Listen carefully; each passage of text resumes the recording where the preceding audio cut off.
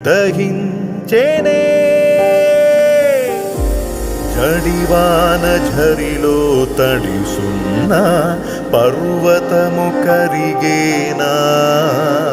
నింగంతా కరుగుతు జారేనా చినుకు తడికే కల్లనై కరుగుతూ ఉన్నాను నిజమైన నీ ఎదుట సరితూగు వేళలేదేమోగా ఇంత మమత